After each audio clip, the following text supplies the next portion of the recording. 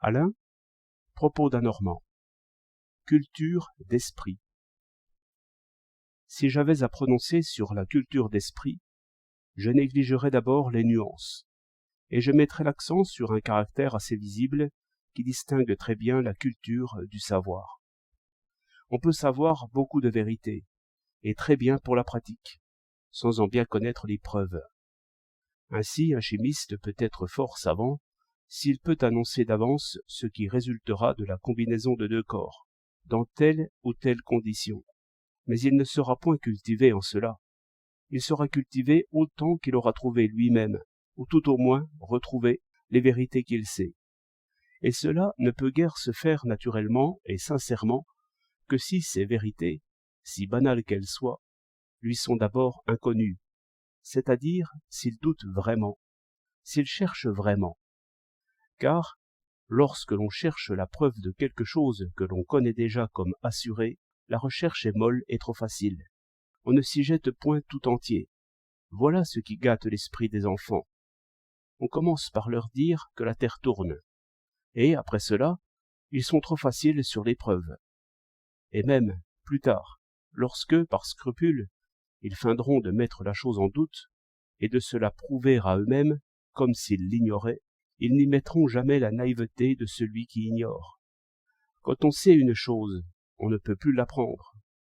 C'est pourquoi, si j'avais un disciple à former, je veillerais bien à ne pas lui apprendre trop de choses, et même, par exemple, à lui faire clairement concevoir comment les étoiles tournent, ce qui n'est pas tout à fait vrai, mais ce qui est sur le chemin du vrai.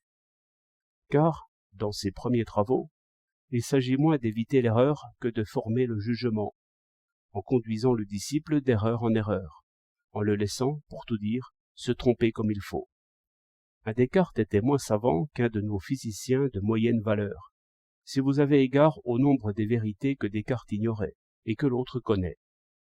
Mais si l'on considère l'allure de l'esprit et la critique des preuves, il faudra dire que Descartes était plus cultivé que notre physicien.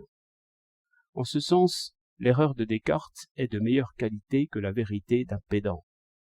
Je mettrai donc l'enfant, autant que possible, au régime de Descartes, qui dut trouver par lui-même tout ce qu'il était curieux de savoir.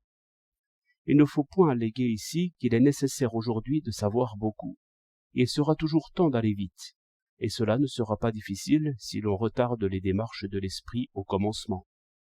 La réflexion consiste proprement, non pas à se demander si quelque chose est vrai ou faux, en vérifiant par tous les moyens, mais exactement à peser la valeur des preuves, à juger probable ce qui n'est que probable, et certain ce qui est certain, au lieu de confondre toutes ces nuances, comme il est commode pour la pratique.